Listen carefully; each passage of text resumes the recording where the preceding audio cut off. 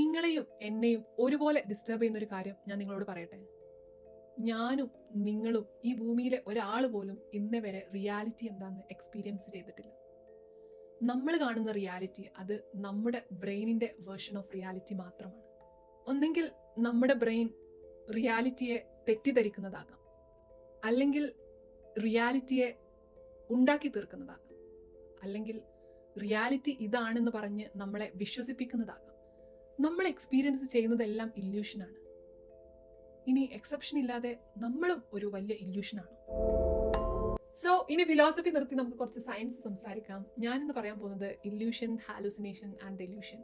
അപ്പോൾ ഇല്യൂഷൻ എന്ന് പറയുന്നത് ഒരു സ്റ്റിമുലസ്, എക്സ്റ്റേണൽ സ്റ്റിമുലസ് ഉണ്ടായിരിക്കെ അതിനെ നമ്മുടെ ബ്രെയിൻ മിസ്ഇൻറ്റർപ്രറ്റ് ചെയ്യുന്നതാണ്, അല്ലെങ്കിൽ തെറ്റിദ്ധരിക്കുന്നതാണ് ഇല്യൂഷൻ. ഫോർ എക്സാമ്പിൾ, ഒരു വടിയെ പാമ്പായിട്ട് നമ്മുടെ ബ്രെയിൻ തെറ്റിദ്ധരിക്കുന്നതാണ് ഇല്യൂഷൻ. ഇനി ഹാലൂസിനേഷൻ എന്ന് പറയുന്നത് എക്സ്റ്റേണൽ സ്റ്റിമുലസ് ഇല്ലാതെ തന്നെ നമ്മുടെ ബ്രെയിന് ക്രിയേറ്റ് ചെയ്യുന്നതാണ് ഹാലൂസിനേഷൻ. ഫോർ എക്സാമ്പിൾ, വടി ഇല്ലാതെ തന്നെ, അല്ലെങ്കിൽ ഒരു സ്റ്റിമുലസ് ഇല്ലാതെ തന്നെ അവിടെ ഒരു പാമ്പിനെ കാണുന്നതാണ് ഹാലൂസിനേഷൻ. ഇനി ഡെലൂഷൻ എന്താന്ന് വെച്ചാല് ഫിക്സ്ഡ് ഫാൾസ് ബിലീഫ് എന്നാണ് പറയാറ്.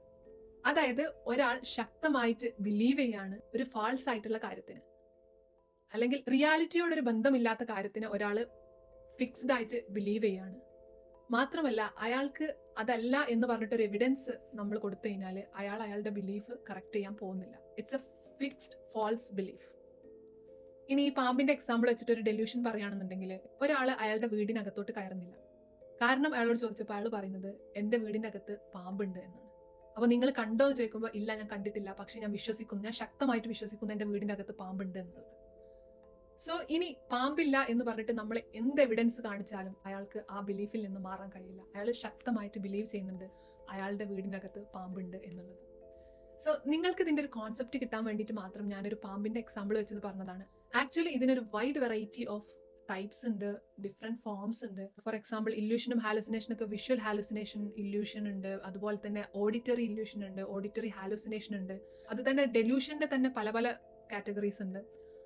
സോ ഇതെപ്പോഴാണ് നോർമൽ ആകുന്നത്, എപ്പോഴാണ് അബ്നോർമൽ ആവുന്നത്, അല്ലെങ്കിൽ എപ്പോഴാണ് ഇത് സൈക്കാട്രിക് ഡിസോർഡറിന്റെ ഒരു സിംറ്റം ആയിട്ട് വരുന്നത് എന്നതിനെ കുറിച്ചൊക്കെ ഡീറ്റെയിൽഡ് ആയിട്ടുള്ള ഒരു വീഡിയോ ഞാൻ യൂട്യൂബിൽ ഇടുന്നുണ്ട്. So check the link in bio. Cheese.